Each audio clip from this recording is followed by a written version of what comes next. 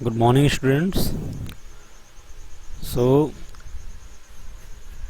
अभी तक हम लोगों ने मैथ के दो लेक्चर्स देख रखे हैं, ठीक है। 11th और 12th मैथमेटिक्स के मैंने दो लेक्चर्स अपलोड कर दिए हैं, जिसमें पहले लेक्चर में मैंने क्या बताया था। पहले लेक्चर में मैंने कुछ बेसिक बातें आपको बताई, ठीक है। सिंबल्स क्या होते हैं, ठीक, इंटरवल्स क्या होते हैं। उसके बाद इनइक्वालिटीज़ को सॉल्व करने का वेवी कर्व मेथड बताया मैंने, ठीक है। सो हम लोग यहीं से अपना डिस्कशन स्टार्ट करते हैं, ठीक, इनइक्वालिटीज़ से। सो मैंने जो वेवी कर्व मेथड बताया था, ठीक, वो हायर ऑर्डर की इनइक्वालिटीज़ के लिए है। मतलब अगर किसी भी ऑर्डर की इनइक्वालिटी हो, आप इस मेथड से सॉल्व कर सकते हैं, ठीक है। सो उसके पहले थोड़ा सा इनइक्वालिटीज़ के बारे में समझ लेते हैं, ठीक। तो आप लोगों में एक चैप्टर है, चैप्टर 6 NCERT 11th की बुक में चैप्टर नंबर 6 जो है वो इनइक्वालिटीज़ ही है, ठीक है। सो ये सारा जो डिस्कशन है हमारा, वो बेसिक चीज़ों को लेकर के चल रहा है, ठीक है। पहले हम बेसिक चीज़ें कवर करेंगे, जो आपको कहीं ना कहीं जो भी चीज़ पढ़ेंगे आप, मैथ जो भी चैप्टर पढ़ेंगे सब में मिल जाएगा, ठीक है। सो 11th की मैथ स्टार्ट करने का जो एक पॉइंट है, मेन पॉइंट जहाँ से मैथमेटिक्स स्टार्ट होनी चाहिए, ठीक है, वो यही है, बेसिक कॉन्सेप्ट। और अगर आप इस तरीके से पढ़ना स्टार्ट करते हैं, सीरियल वाइज तरीके से पढ़ना स्टार्ट करते हैं, तो डेफिनेटली आपको कोई दिक्कत नहीं होने वाली है, ठीक है। सो पहले हम लोग क्या देखेंगे, चैप्टर 6 को डील कर लेते हैं। चैप्टर 6 में कुछ एक्स्ट्रा चीज़ें भी हैं थोड़ी बहुत, ठीक है। लेकिन जब आधे से ज़्यादा चैप्टर हम डील करेंगे तो उनको छोड़ नहीं सकते ना। ज़्यादा बड़ा चैप्टर नहीं है, ठीक है। 2 लेक्चर में ये चैप्टर ख़त्म होने वाला है। सो सबसे पहले इसमें बताया क्या गया है, इनइक्वालिटीज़ के बारे में बताया गया। इनइक्वालिटीज़ क्या होती हैं, ठीक है। लीनियर इनइक्वालिटी क्या है, लीनियर इनइक्वालिटी को सॉल्व कैसे करते हैं, linear inequality in 1 variable, linear inequality in 2 variable. तो यहाँ पर हायर ऑर्डर की इनइक्वालिटी दी भी नहीं गई है। तो आपके सिलेबस में जो है बहुत ही मतलब लीनियर ऑर्डर, मतलब लीनियर इनइक्वालिटीज़ दे रखी हैं, ऑर्डर 1 की इनइक्वालिटी दे रखी है, ठीक है। ज़रा सबसे पहले इस चैप्टर को देख लेते हैं कि इसमें है क्या क्या पॉइंट, क्या क्या हम लोगों ने अभी पढ़ा है और क्या क्या हमको आगे पढ़ना है, ठीक है। और उसके बाद ओवरऑल में पूरा चैप्टर डील करने के बाद इनइक्वालिटीज़ में जो भी कुछ बचेगा, जैसे मॉडुलस इनइक्वालिटीज़, लॉग इनइक्वालिटीज़, ठीक है, ये सारी चीज़ें जो इस चैप्टर में कवर नहीं हुई होंगी, उन सब पे हम लोग बहुत अच्छे से बात करेंगे। उसके बाद फिर हम लोग फर्दर जो है प्रोसीड करेंगे, ठीक है। सो ये मान के चलिए कि हम लोगों को मैथमेटिक्स बहुत ही अच्छे से पढ़नी है, ठीक है। तो आप लोग ज़रा सा भी ये ना सोचें, ठीक है, कि मैथ आपकी किसी भी तरीके से कमज़ोर रहेगी या कंप्लीट नहीं हो पाएगी या आपको समझ नहीं आएगी, ऐसा कुछ भी नहीं है, ठीक है। मैं एकदम बेसिक से स्टार्ट कर रहा हूँ, जिससे कि आपको हर चीज़ समझ में आए, ठीक है। ये मैटर नहीं करता कि मैं चैप्टर 1 पहले पढ़ा रहा हूँ कि चैप्टर 6। जो आपके लिए अभी पढ़ाना बेटर है, जो आपको ज़्यादा अच्छे से समझ में आएगा या जिसका बाकी चैप्टर्स में ज़्यादा यूज़ है, ठीक है, उसको पहले पढ़ना ज़रूरी है। इनइक्वालिटीज़, मॉड, लॉग, ये सारी चीज़ें जो आप ऑलरेडी कवर कर चुके हैं, जो ऑलरेडी आप पिछली कक्षाओं में पढ़ चुके हैं। लॉगरिथम्स पढ़ लिया है आपने, मॉडुलस फंक्शन पढ़ लिया होगा आपने, ठीक है, लेकिन उनको उतना अच्छे से समझ नहीं पाए हैं, ठीक है। यूज़ तो करते आ रहे हैं लेकिन उनको समझा नहीं है। और वही सारी चीज़ें क्या करती हैं, क्वेश्चंस को टफ बनाती हैं। जहाँ पर हम देखते हैं रूट लगा हुआ है, थोड़ा सा डर जाते हैं। जहाँ देखते हैं मॉड लगा हुआ है, थोड़ा सा डर जाते हैं। लॉग्स इन्वॉल्व क्वेश्चन आ जाते हैं, तो जिन्होंने लॉग नहीं पढ़ा है उनके लिए समस्या खड़ी हो जाती है, ठीक है। जब भी greater than, less than, greater than or equal to, less than or equal to, ये सारे सिम्बल्स देखते हैं तो यहाँ पर दिमाग काम करना बंद कर देता है ना। तो ऐसी चीज़ें ना हों, तो हम पहले क्या करेंगे, उन्हीं सारे पॉइंट्स पे फोकस कर रहे हैं जो एक स्टूडेंट के वीक पॉइंट होते हैं, ठीक है। जो बेसिक चीज़ें हैं जो आपकी क्लास 10th तक की मैथमेटिक्स में, 10th तक की पढ़ाई कर 10th तक की क्लास में जो चीज़ें आई और गई, लेकिन उन पर फोकस नहीं किया गया और जो ज़रूरी थी, ठीक है। तो सबसे पहले बेसिक बातों को कवर कर लेंगे, उसके बाद हम लोग चैप्टर 1 से स्टार्ट करेंगे, ठीक है। तो उसके पहले चैप्टर 6 यहीं पर फिनिश हो जाए, क्योंकि चैप्टर 6 इनइक्वालिटी और इनइक्वालिटीज़ पे हम लोगों को डील करना है, इसलिए चैप्टर 6 को यहीं पर फिनिश कर देते हैं। ठीक है, सो यहाँ पर देखते हैं इंट्रोडक्शन में क्या लिखा हुआ है, थोड़ा सा बुक पढ़ने की कोशिश करते हैं। एक चीज़ आप लोग ध्यान में रखें, हमेशा याद रखें कि बुक से बड़ा टीचर आपको नहीं मिलेगा। ठीक है, NCERT बुक जो है उसको पढ़ने की कोशिश करिए, आप उसको पढ़ने की कोशिश करिए, अपने आप से पढ़ करके समझना आना चाहिए आपको, वरना 12th के बाद जब आप हायर एजुकेशन करने जाएंगे, आप BSc करने जाएंगे, आप BTech करने जाएंगे, ठीक है, या आप मेडिकल की लाइन में जाएंगे, कुछ भी करने जाएंगे, तो वहाँ पर आपको खुद ही पढ़ना पड़ेगा। ठीक है, प्रोफेसर टीचर्स लोग लेक्चर दे के चले जाते हैं, ठीक, पढ़ना खुद ही रहता है। तो कुल मिलाकर के बुक पढ़ने की आदत डालें, जिससे कि क्या होगा कि बार बार आपको कॉन्सेप्ट को समझने के लिए किसी कोचिंग या किसी टीचर की रिक्वायरमेंट नहीं रहेगी। ठीक है, बुक पढ़ना भी इतना इजी नहीं है, आप प्रैक्टिस करेंगे तब आपको समझ में आएगा। और मैथमेटिक्स की लैंग्वेज तो वैसे भी बहुत कॉम्पैक्ट होती है, मैथमेटिक्स में से चीज़ें हमें जो है सिंबल्स के फॉर्म में लिखी जाती हैं, बहुत ज़्यादा वर्ड्स पे हम लोग फोकस नहीं करते हैं मैथमेटिक्स में सब कुछ बहुत शॉर्ट में लिखा जाता है। तो जब तक आप एक दो बार रीड नहीं करेंगे, पढ़ेंगे नहीं, समझेंगे नहीं, तो आपको मैथमेटिक्स की लैंग्वेज समझ में नहीं आएगी। आप कोई स्टैंजा, एक पैराग्राफ पढ़ करके समझ नहीं पाएंगे कि क्या लिखा हुआ है क्या नहीं लिखा हुआ है। ठीक है, इसलिए थोड़ा सा जो आपकी बुक में लिखा हुआ है, एग्जाम्पल्स जो दे रखे हैं, उसको करने की कोशिश करें, उसके बाद एक्सरसाइज प्रॉब्लम सॉल्व करें। डेफिनेटली आपसे क्वेश्चंस बनेंगे, और जो एक दो क्वेश्चंस नहीं बनेंगे उन सब के लिए तो हम लोग बैठे ही हैं। ठीक है, सो कुल मिलाकर के आज का डिस्कशन स्टार्ट करते हैं। ठीक है, आज हम लोग क्या पढ़ने वाले हैं, NCERT चैप्टर 6 इनइक्वालिटीज़। ओके, अगर बेसिकली चैप्टर की ढंग से बात करें तो लीनियर इनइक्वालिटी चैप्टर का नाम है। लीनियर का मतलब हम लोग ऐसे इनइक्वालिटीज़ देखेंगे जहां पर वेरिएबल की पावर 1 होगी। ठीक है, अगर 1 वेरिएबल में होगा तो एक ही वेरिएबल होगा और उसकी पावर 1 होगी, मैक्सिमम पावर। और अगर 2 वेरिएबल होंगे तो दूसरा वेरिएबल जो होगा उसकी भी पावर क्या होगी, 1 होगी। तो ऐसी इनइक्वालिटी जिसमें x की पावर 1 हो, y की पावर 1 हो, या जो भी वेरिएबल हो उसकी पावर 1 हो, उसको लीनियर इनइक्वालिटी बोलते हैं। वो हम लोगों को इस चैप्टर में डील करना है। ठीक है, तो स्टार्ट करते हैं एकदम शुरुआत से। ठीक, इंट्रोडक्शन क्या दे रखा है इस चैप्टर में। इन अर्लियर क्लासेस, आपने अपनी पिछली कक्षाओं में, we have studied equations in 1 variable and 2 variables and also solved some statement problems by translating them in the form of equation।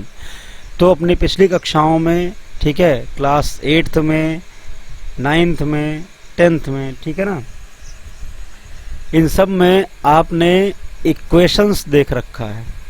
Equations in 1 variable, 2 variable, ठीक है, इन सबको देख रखा है। जैसे 2x + 3 = 4, इस टाइप की इक्वेशंस को आपने देखा है, आपने सॉल्व किया है, x की वैल्यूज कैलकुलेट की है, जिसके लिए ये स्टेटमेंट ट्रू होगा।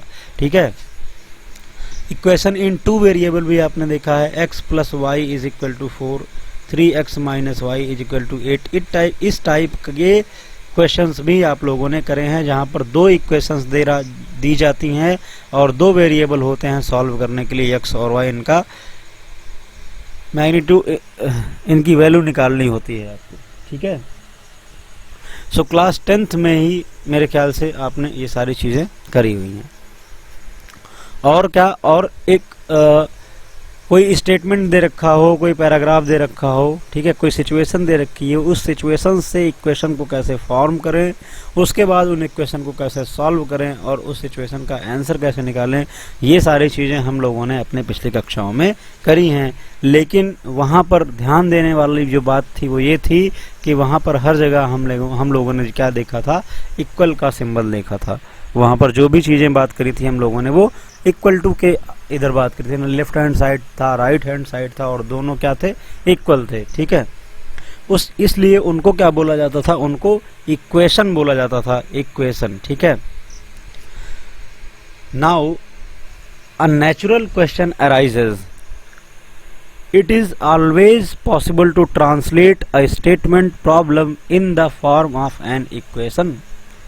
तो क्या ऐसा हमेशा संभव है कि हम हर एक स्टेटमेंट प्रॉब्लम को, जितनी भी स्टेटमेंट प्रॉब्लम लिखी हैं उन सब को क्या इक्वेशन के फॉर्म में बना सकते हैं, ठीक है।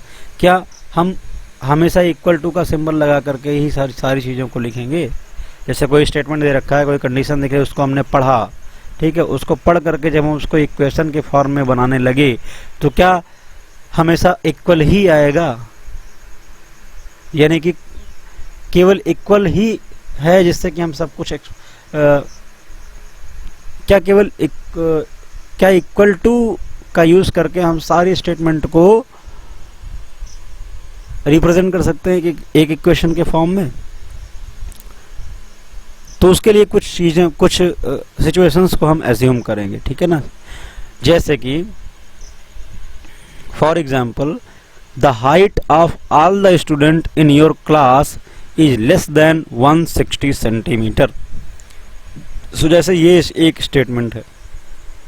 अब इस स्टेटमेंट में क्या बोला जा रहा है कि आपके क्लास के, ठीक है ना, the height of all the students, आपकी कक्षा के सभी विद्यार्थियों की जो हाइट है वो लेस देन 160 सेंटीमीटर है। जितने भी बच्चे हैं आपके क्लास में उनकी जो हाइट है वो 160 सेंटीमीटर से कम है। तो जब इस स्टेटमेंट को हमको मैथमेटिकली रिप्रेजेंट करना होगा, लिखना होगा, तो हम कैसे लिखेंगे? क्या हम इक्वल साइन का यूज करेंगे? नहीं करेंगे। तब हम क्या लिखेंगे?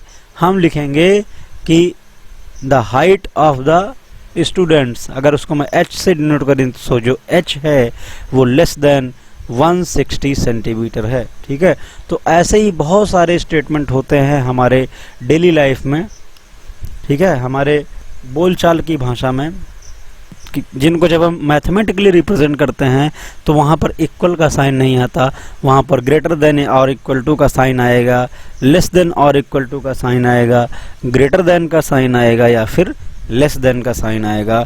तो जब भी ऐसे सिंबल्स हम यूज़ करते हैं, ऐसे साइन की ज़रूरत पड़ती है, तब उस स्टेटमेंट को हम लोग क्या बोलते हैं? इनइक्वालिटी बोलते हैं, जहाँ पर इक्वालिटी नहीं हो, जहाँ पर इक्वालिटी नहीं हो।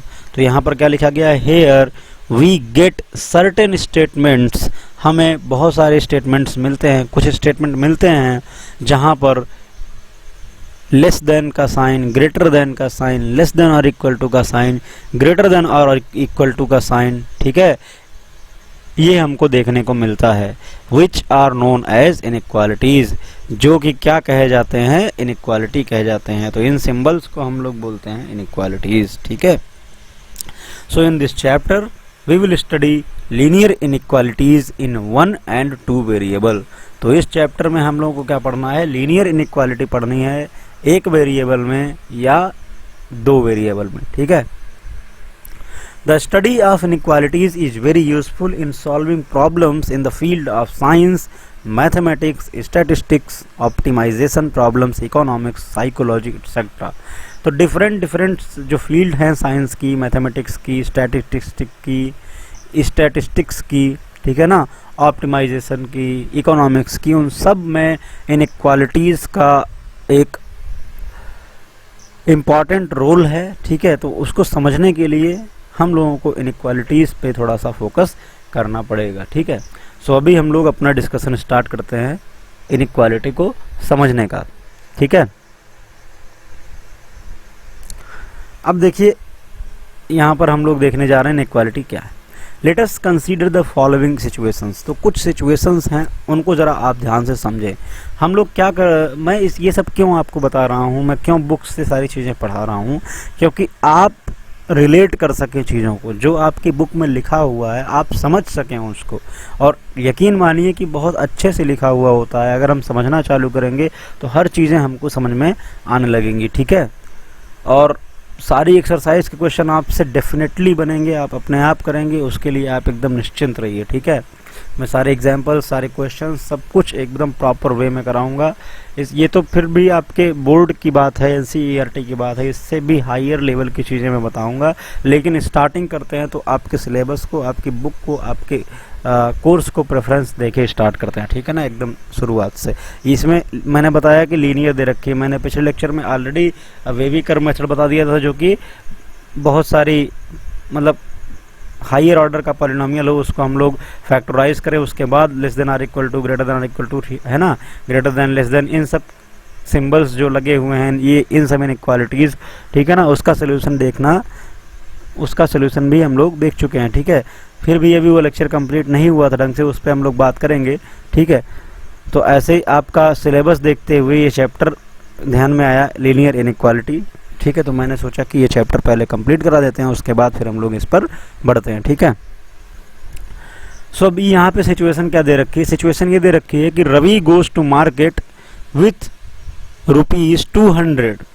तो रवि 200 रुपए लेकर के मार्केट गया, ठीक है, टू बाय राइस, क्या खरीदने गया, चावल खरीदने गया, which is available in packets of 1 kg, जो कि क्या था, 1-1 किलोग्राम की पैकेट में अवेलेबल था।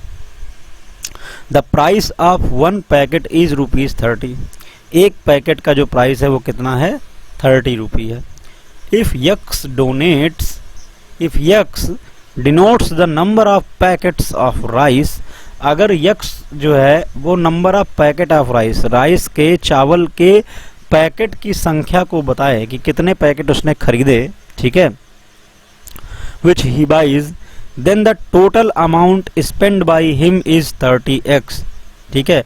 भाई एक पैकेट की जो कीमत है वो 30 रुपीज़ है, ठीक है, 30 रुपीज़ है, और अगर वो x पैकेट बाई करता है, x पैकेट खरीदता है, तो टोटल कितने पैसे उसको देने होंगे, 330 इंटू x, यानी कि 30x रुपीज़, ठीक है। तो कितना उसने दिया, 30x रुपीज़ दिया।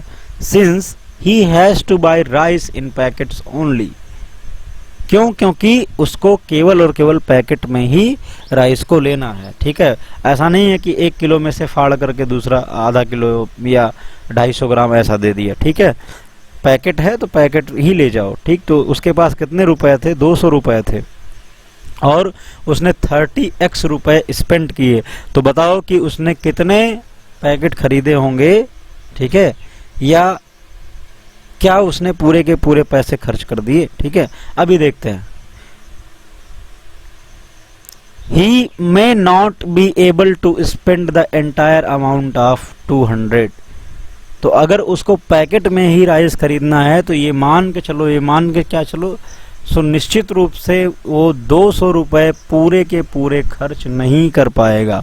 क्यों नहीं कर पाएगा, क्योंकि 30 इंटू समथिंग 200 नहीं आएगा, ठीक है ना, 200 नहीं आएगा, क्योंकि 200 जो है वो 30 का मल्टीपल नहीं है, ठीक। अगर मान लेते हैं कि वो 6 पैकेट्स खरीदता है, 6 पैकेट्स खरीदता है, तो 30 इंटू 6 कितना होता है, 180। सो 180 रुपीज़ में केवल 6 पैकेट ही आएंगे, 6 पैकेट्स आएंगे। अगला पैकेट खरीदने के लिए उसको 30 रुपए की ज़रूरत होगी, लेकिन उसके पास बचे कितने हैं, 20 रुपीज़। तो 20 रुपीज़ में एक पैकेट नहीं मिल सकता उसको, और पैकेट एक ही लेना है, उससे कम नहीं लेना है, ठीक है। सो इस तरीके से वो 180 रुपीज़ खर्च करेगा और 20 रुपीज़ उसके पास बचेंगे। लेकिन हम इस कैलकुलेशन को ना करके अगर इस स्टेटमेंट को हम मैथमेटिकली रिप्रेजेंट करें, तो हम लोग क्या रिप्रेजेंट करेंगे कि जो उसने अमाउंट स्पेंड किया, यानी कि 30 इंटू एक्स, वो अमाउंट 200 से कम ही है, वो अमाउंट 200 से कम है, यानी कि 30x लेस देन 200, ठीक है। सो ये एक सिचुएशन थी जहां पर आपको समझ में आया होगा कि कैसे इनइक्वालिटी का हम लोग यूज़ करते हैं। यहाँ पर लेस देन का यूज़ आया क्योंकि हमको मालूम है, हम जान रहे हैं कि जो भी अमाउंट वो खर्च करेगा वो 200 से कम ही होगा, ठीक है। Clearly the statement 1 is not an equation and as it does not involve the sign of equality. अब सिंस यहाँ पर क्या है कि साइन ऑफ इक्वालिटी, इक्वल का सिंबल नहीं है, इसलिए ये इक्वेशन तो नहीं है, ठीक है ना, ये इक्वेशन नहीं है। सेकेंड प्रॉब्लम देखते हैं। Reshma has ₹120 and wants to buy some registers and pen Reshma के पास 120 रुपये हैं और वो कुछ रजिस्टर खरीदना चाहती है और पेन खरीदना चाहती है, ठीक है। The cost of one register is 40 rupees and that of a pen is 20 rupees. तो रजिस्टर जो है वो 40 रुपीज़ में मिलता है और पेन जो है वो 20 रुपीज़ में मिलती है। If x denotes the number of register and y the number of pens which Reshma buys. तो अगर हम ये मान के चलें कि यक्स रजिस्टर रेशमा खरीदती है और वाई पेन रेशमा खरीदती है, ठीक है, तो बताओ कितने रुपए उसने खर्च किए। एक रजिस्टर 40 रुपए का है और एक्स रजिस्टर उसने खरीदे, तो टोटल कितने पैसे खर्च हुए, 40 इंटू एक्स, ठीक है, ये रजिस्टर में खर्च हो गए। अगर एक पेन एक पेन जो है 20 रुपीज़ का है और वाई पेन उसने खरीदे हैं, तो टोटल पैसे कितने खर्च हो गए, 20 वाई, ठीक है। अगर दोनों को जोड़ लें, ठीक है, सो या तो ये इक्वल हो जाएगा 120 के, या तो ये इक्वल हो जाएगा 120, क्योंकि 120 ही रुपए उसके पास हैं, इससे ज़्यादा तो वो दे नहीं सकती। ज़्यादा नहीं देगी तो क्या क्या दे सकती है, या तो 120 रुपये पूरे खर्च हो जाएं और या फिर 120 से कुछ कम लगे, ठीक है। तब हम इस स्टेटमेंट को कैसे लिखेंगे कि 40x + 20y या तो 120 के बराबर है और या फिर उससे कम है, ज़्यादा हो नहीं सकता, क्योंकि ज़्यादा उसके मतलब ऐसा नहीं है कि हम 120 रुपये लेकर के वो गई है तो वो 240 का सामान खरीद के आया, नहीं, जितने उसके पास पैसे हैं उसी के बराबर या उससे कम की चीज़ें उसको खरीदनी है, ठीक है। सो इस स्टेटमेंट को हम लोग लिखेंगे 40x + 20y लेस देन और इक्वल टू 120। सो मैंने ये सारी चीज़ें लेस देन और इक्वल टू का मतलब क्या है क्या नहीं, ये सब बहुत अच्छे से बता रखा है। तो जब स्टेटमेंट ट्रू होगा, दोनों में से कोई भी एक कंडीशन ट्रू हो जाए, अगर ये लेस देन भी होगा तब भी ट्रू, अगर ये इक्वल होगा तब भी ट्रू, ठीक है ना। सो या तो 120 के बराबर होगा या तो उससे कम होगा। सो यहाँ पर भी जो एग्जाम्पल हम लोगों ने देखा उसमें भी हम लोगों ने ये जाना कि यहाँ पर इक्वल का सिंबल केवल इक्वल का सिंबल नहीं है। अगर केवल इक्वल का सिंबल होता तो हम लोग इसको इक्वेशन बोलते, लेकिन यहाँ पर लेस देन का भी सिंबल है, इसलिए इसको क्या बोलेंगे, इनइक्वालिटी बोलेंगे, ठीक है। Since in this case the total amount spend by the may be up to ₹120, अब 120 रुपीज़ तक खर्च हो सकता है, मतलब बराबर भी खर्च हो सकता है। Note that the statement 2 consist of 2 statements. पहला स्टेटमेंट क्या है, 40x + 20y लेस देन, कम है, ठीक है ना, और दूसरा स्टेटमेंट क्या है, 40x + 20y is equal to 120। Statement 3 is not an equation, that is it is an inequality, while statement 4 is an equation, ठीक है। सो ये तो इनइक्वालिटी है, ठीक है, लेकिन ये दूसरा जो है इक्वल, जब इक्वल होगा तो ये इक्वेशन बन जाएगा, ठीक है। तो दोनों चीज़ें इन्वॉल्व हैं, इसलिए हम किसी एक को कंप्लीटली किसी एक को नहीं बोलेंगे कि ये क्या है, ये इक्वेशन है, ठीक है, ये इक्वेशन नहीं है, ये क्या है, इनइक्वालिटी है, ठीक है ना। प्योर इनइक्वालिटी नहीं है। प्योर इनइक्वालिटी का मतलब होता है ग्रेटर देन हो या फिर लेस देन हो, इन्हें बोलते हैं कि प्योर इनइक्वालिटी, यानी कि स्ट्रिक्ट इनइक्वालिटी है, ठीक है। ओके, सो अब हम लोग देखते हैं definition of inequality. So definition क्या दे रखी है, 2 रियल नंबर्स और 2 algebraic expressions related by the symbol less than, greater than, less than or equal to, greater than or equal to form an inequality।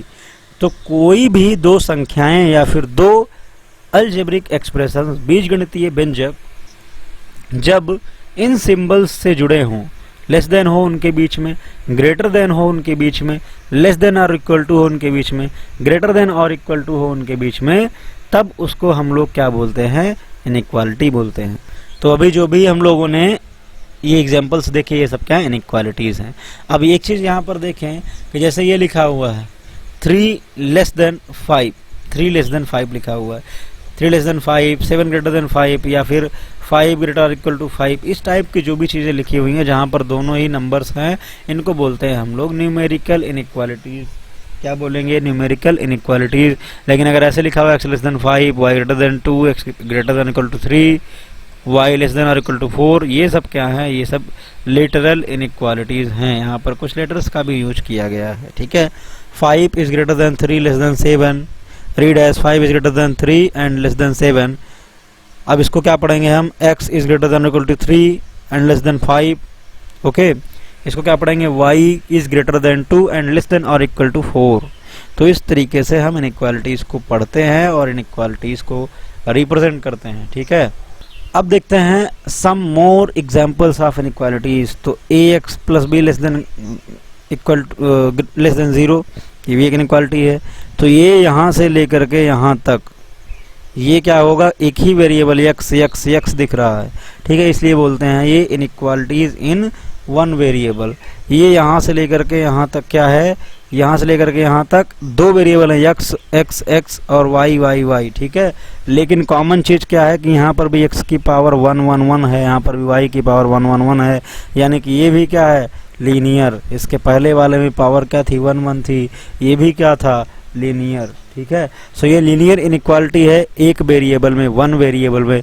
ये लीनियर इनइक्वालिटी है two variable में, ठीक है। अगर हम नीचे इसकी बात करें तो यहाँ पर क्या लिखा हुआ है, ax² plus bx plus c, ये क्वाड्रेटिक इनइक्वालिटी है, ये लीनियर नहीं है, ये क्वाड्रेटिक इनइक्वालिटी है।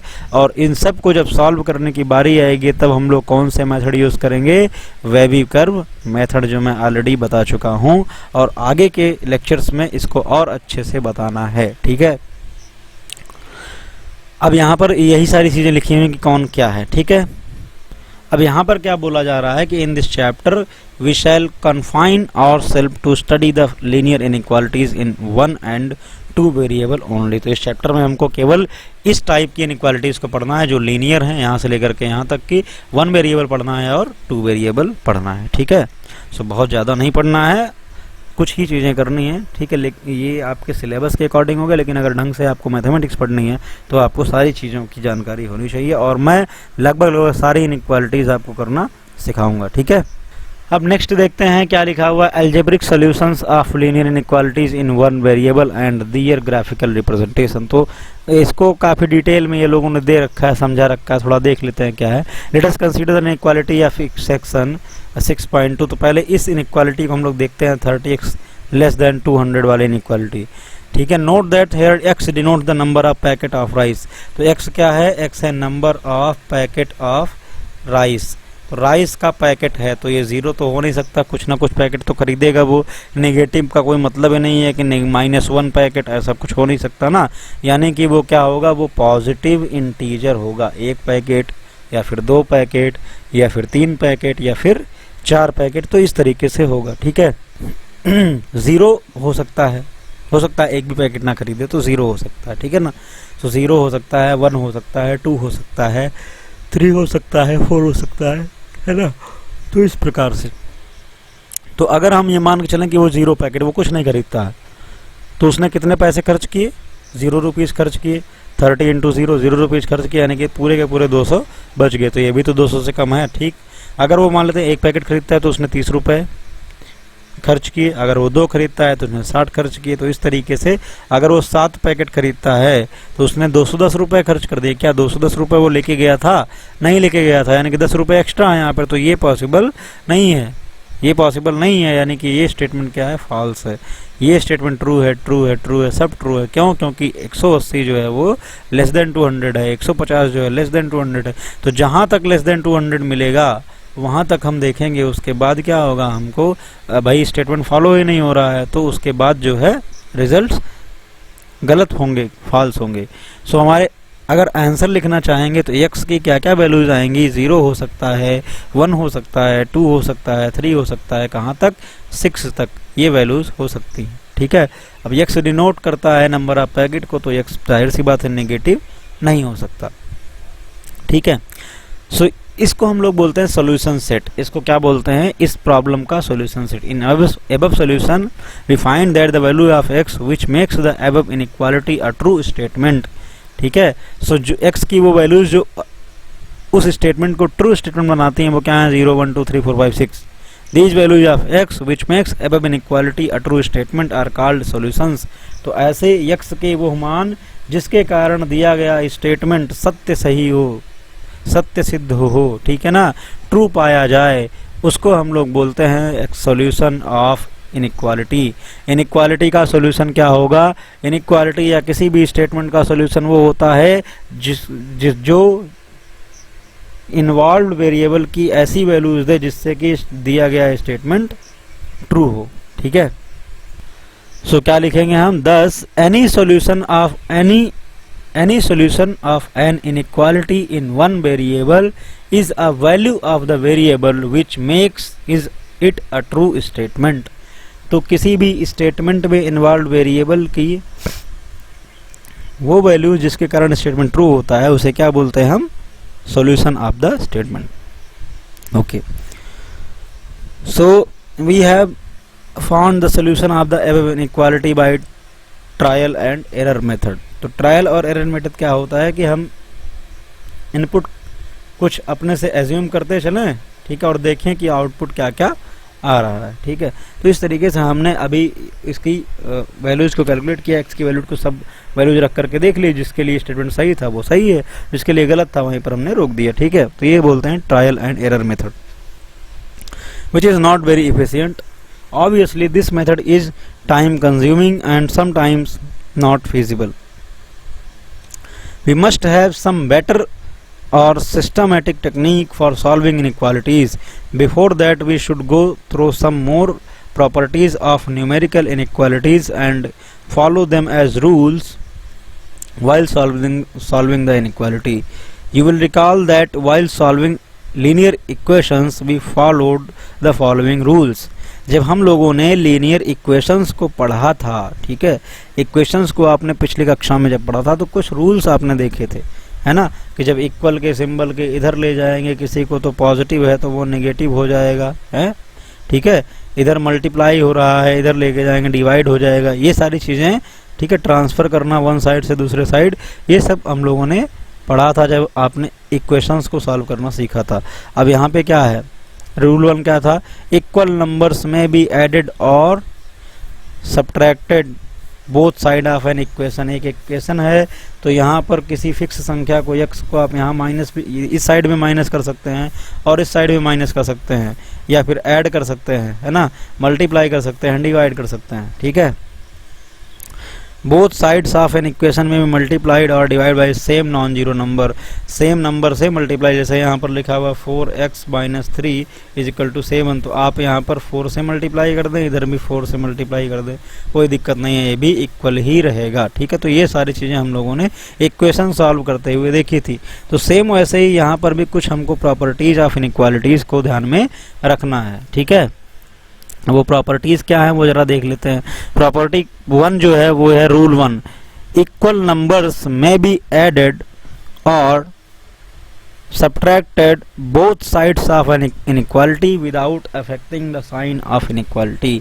तो जैसे कि यहाँ पर कोई इनइक्वालिटी दे रखी है x+3 < 4, तो हम क्या कर सकते हैं, कोई नंबर हमको ऐड करनी हो, प्लस करना हो या फिर सब्ट्रैक्ट करना हो, दोनों साइड, तो हम आसानी से ऐड या सब्ट्रैक्ट कर सकते हैं।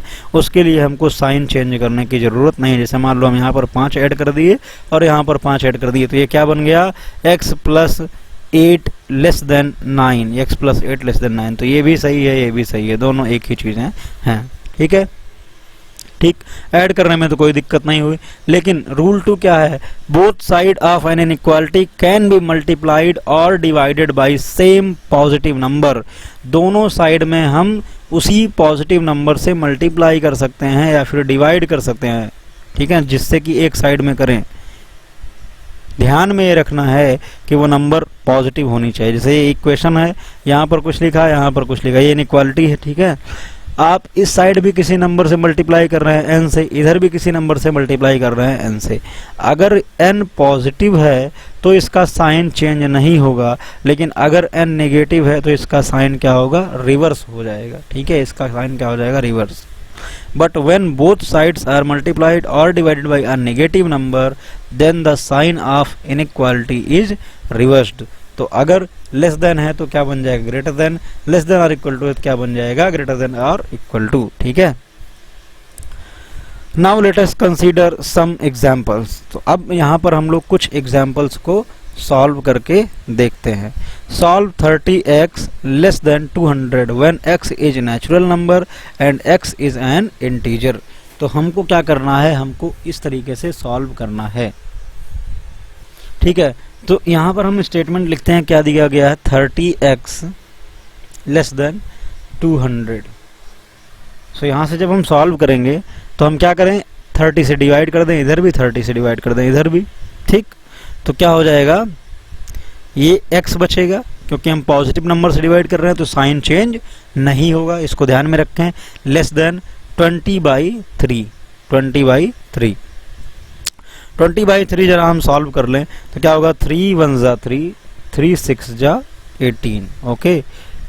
डेसिमल बढ़ाएंगे 6.66 ऐसे आता जाएगा, हम इसको 6.67 लिख सकते हैं, ठीक है।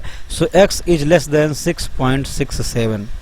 सो अगर हम इसको रियल नंबर पे प्लॉट करते हैं, ठीक है, अगर हम इसको रियल नंबर पे प्लॉट करते हैं तो कैसे प्लॉट करेंगे, यहाँ पर 6.67 बना लिया, 6.67 बना लिया, और x की जो वैल्यू है वो 6.67 के इक्वल नहीं है, इसको ध्यान में रखना है। इस वैल्यू जो x की वैल्यू है वो 6.67 के इक्वल नहीं है, इक्वल नहीं है तो यहाँ पर हमें क्या बना देंगे, छोटा सा सर्किल बना देंगे, ठीक। और किधर वैल्यू, किधर जाएंगे हम, इधर ज़्यादा वैल्यू होती है, बड़ी वैल्यू होती है, इधर क्या होती है, छोटी वैल्यू होती है।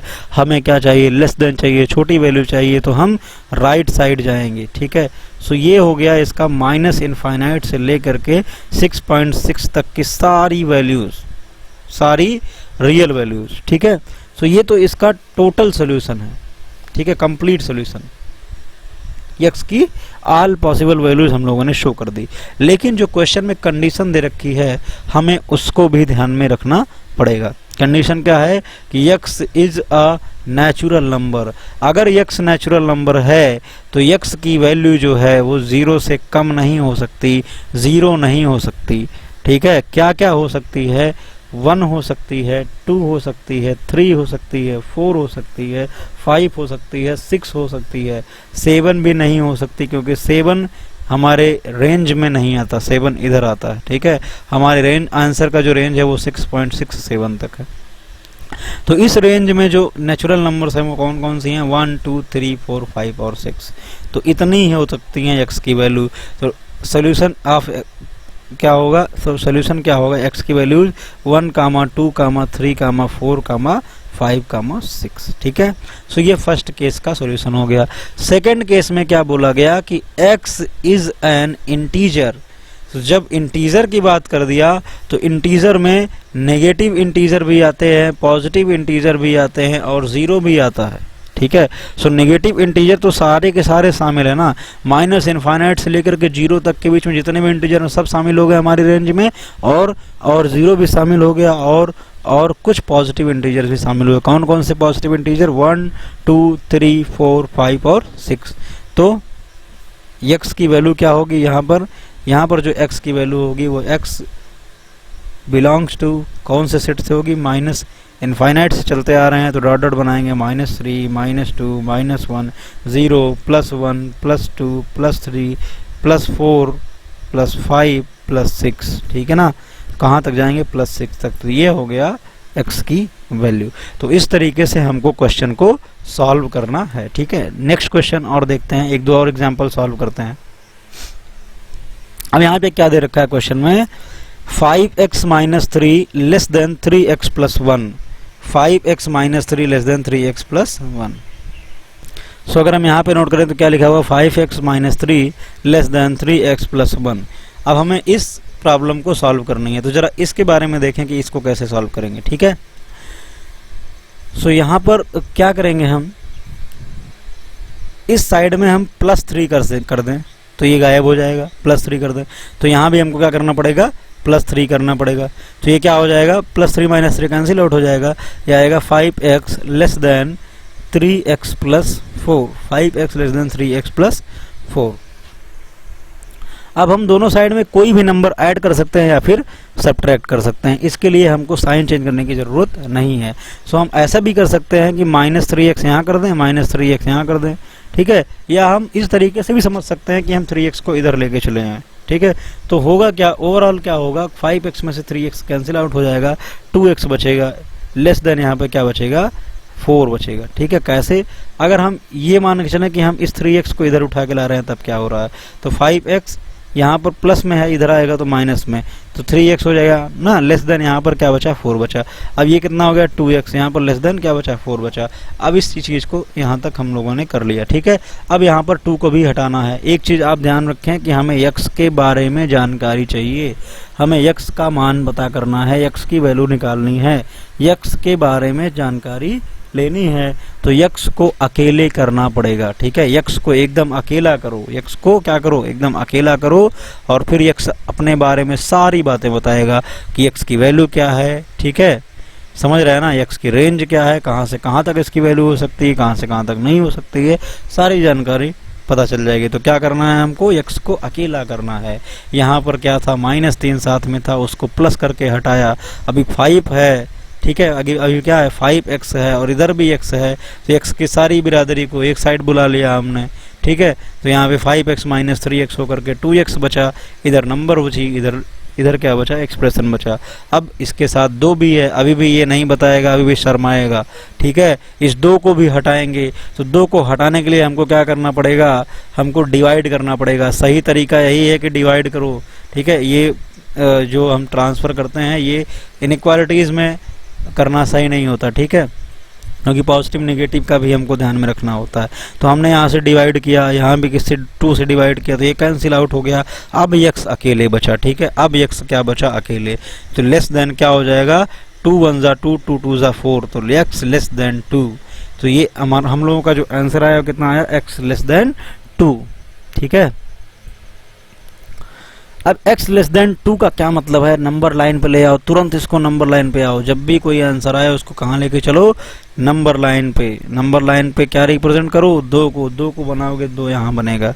हमें क्या चाहिए, हमें 2 से छोटी वैल्यूज चाहिए, हमें 2 से छोटी वैल्यूज चाहिए, बराबर भी नहीं चाहिए 2 के। जब 2 के बराबर नहीं चाहिए तो गोली मारेंगे, यहाँ पे क्या चलाएंगे, गोली चलाएंगे। ठीक है, उसके बाद हम क्या करेंगे, हमें छोटी वैल्यू चाहिए, कम वैल्यू चाहिए, तो कम वैल्यू लेफ्ट मिलती है कि राइट मिलती है, कम वैल्यू लेफ्ट में मिलती है। लेफ्ट में मिलती है तो हम इसकी लेफ्ट की सारी वैल्यूज को क्या करेंगे, सेलेक्ट कर लेंगे, क्योंकि कम कहाँ तक कम ये नहीं दिया गया। कम मतलब जितना भी कम तुम कर सको, तो कहाँ तक कर सकते हैं हम, -इनफाइनाइट तक। तो x का जो आंसर आएगा वो अगर हम इसको इंटरवल के फॉर्म में लिखें तो कैसे आएगा बताओ जरा, -इनफाइनाइट से लेकर के 2 तक, -इनफाइनाइट से लेकर के 2 तक। या अगर हम लिखना चाहेंगे तो कैसे लिखेंगे, x बिलोंग्स टू ... -2 -1 0 1 2। ठीक है, लेकिन कब लिखेंगे, जब हमको पता रहे कि ये इंटीजर है, जब हमको पता रहे, कंडीशन दी जाए कि ये क्या है, ये इंटीजर है। यहाँ पर कंडीशन तो नहीं दे रखी कि इंटीजर है, तो इंटीजर नहीं है तो -1 और 0 के बीच में भी तो वैल्यूज बची, -1 और 0 के बीच में तो वैल्यूज बची इतनी सारी, 1 और 2 के बीच में भी तो वैल्यूज बची, तो वो सब भी तो आएंगी, है ना। तो हमेशा हम लोग किस फॉर्म में आंसर को लिखेंगे, इंटरवल के फॉर्म में आंसर को लिखेंगे। ठीक है, अगर अब यहाँ पर देखें, यहाँ पर कंडीशन दे रखी है x is an integer and x is a real number. तो यहाँ पर जब कंडीशन दे रखी है तो उस कंडीशन की बात करें, तो जब x इंटीजर की बात करेगा तो इंटीजर में कौन कौन वैल्यू हो सकती हैं, -1 0 +1, ये सब तब के लिए हम इस तरीके से रिप्रेजेंट कर देंगे, ... -1, ठीक है, 0 +1 +2 इस तरीके से। लेकिन जब हमको ये कहा जाए कि x एक रियल नंबर है, तब हम किस में आंसर देंगे, तब हम इंटरवल के फॉर्म में आंसर करेंगे। ठीक है, चलिए, तो अभी 2 एग्जांपल्स हम लोगों ने सॉल्व करके देखे, कुछ और 1-2 एग्जांपल मैं करा देता हूं जिससे आप लोगों को आइडिया लग जाए कि किस तरीके से हमको उस प्रॉब्लम को सॉल्व करना है। ठीक, तो अब यहाँ पर देखो, सॉल्व 4x + 3 < 6x + 7, कोई कंडीशन नहीं दी गई, कोई कंडीशन नहीं दी गई, तो सॉल्व करते हैं। ठीक है, सो 4x + 3 < क्या है यहाँ पे, 6x + 7, 6x + 7। एक काम करें, x वाले को एक साइड कर लेते हैं और बाकी जो डिजिट्स हैं उनको एक साइड कर लेते हैं। ठीक है, तो कैसे करेंगे, इस 4x को आप इधर लेके जाओ और इस 7 को इधर लेके आओ। ठीक, सिंपल सी बात। आप बताओ यहाँ पर क्या हो गया, -7 + 3 < 6x - 4x। ठीक, 6x माइनस 4x कितना हो गया 2x, लेस देन यहाँ पर कितना हुआ -4। तो इसको ऐसे भी लिख सकते हैं ना 2x ग्रेटर देन -4। क्या करें हम 2 से डिवाइड कर दें, 2 से डिवाइड कर दो भाई, पॉजिटिव नंबर है तो साइन चेंज नहीं होगा, क्या आएगा x ग्रेटर देन -2। अब x अकेला हो गया और आंसर भी आ गया कि -2 से बड़ा है, क्या बराबर है, बराबर बराबर नहीं है, ये माइनस इनफाइनाइट से प्लस इनफाइनाइट, यहाँ पर मैंने मार्क किया -2 को, बराबर है नहीं, बराबर नहीं तो गोली मारेंगे और कहाँ तक जाएंगे प्लस इनफाइनाइट तक। ग्रेटर वैल्यू चाहिए हमको, बड़ी वैल्यू चाहिए, बड़ी वैल्यू किधर मिलेगी दाहिने साइड, तो दाहिने साइड बस चलते जाओ चलते जाओ चलते जाओ, ठीक है, कहाँ तक जाओगे इनफाइनाइट तक जाओगे, ठीक है। तो ये हो गया तुम्हारा आंसर। इसको हम कैसे लिखेंगे, इंटरवल के फॉर्म में लिखेंगे, तो कैसे लिखा जाएगा x बिलोंग्स टू कहाँ से कहाँ तक, -2 से, -2 को शामिल नहीं करना है इसलिए small bracket, -2 comma plus infinite, कहाँ तक जाएंगे प्लस इनफाइनाइट तक। तो ये हो गया इसका आंसर, ठीक है। अब कुछ बच्चों के माइंड में आ रहा होगा कि मैंने 4x को ही इधर क्यों भेजा, 6x क्या इधर नहीं आ सकता, तो देखो तुम लोग भी देख लो, ठीक है, क्यों नहीं आ सकता 6x इधर, आराम से आ सकता है, ठीक है, उसका मन करेगा तो वो भी आ जाएगा। 4x + 3 less then 6x + 7। अब इसको इधर लेके आओ, चलो 4x - 6x, ठीक है, इसको इधर लेके गए तो 7 यहाँ पर पहले से था, 3 आया तो क्या हो गया -3, यहाँ पर कितना बचा -2x लेस देन कितना हो गया ये +4, ठीक। अब हम किससे डिवाइड करेंगे -2 से, किससे डिवाइड करेंगे -2 से, तो जब -2 से डिवाइड करेंगे तो -2 कैसी है नेगेटिव नंबर है, नेगेटिव नंबर है, इसका मतलब इसका साइन क्या हो जाएगा चेंज हो जाएगा, तो क्या आ जाएगा -2 कैंसिल आउट हो गया x, और अब ये लेस देन था क्या बन जाएगा ग्रेटर देन, ठीक है, यहाँ से जब कैंसिल करेंगे तो क्या होगा -2, तो आंसर फिर भी वही आया x ग्रेटर देन -2, ठीक है। तो कैसे लिखेंगे इसको, लिखेंगे x belongs to -2 comma plus infinite, कैसे बनाएंगे -2 बनाएंगे, -2 नहीं चाहिए और इससे बड़ी वैल्यू चाहिए, तो बड़ी के लिए हम दाहिनी साइड जाएंगे, ठीक है। सो ये एक और प्रॉब्लम जो है हम लोगों ने सॉल्व किया। एक और क्वेश्चन मैं सॉल्व करा देता हूँ, ठीक है, उसके बाद आप लोग एक्सरसाइज करिएगा, ठीक है।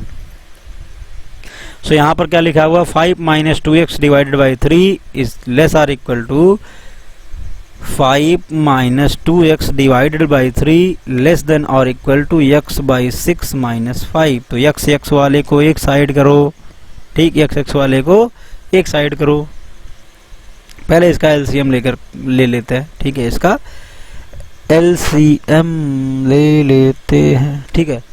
इसको इधर लेके आओ, क्या हो गया ये 5 - 2x divided by 3 minus x upon 6 less than और इक्वल टू -5।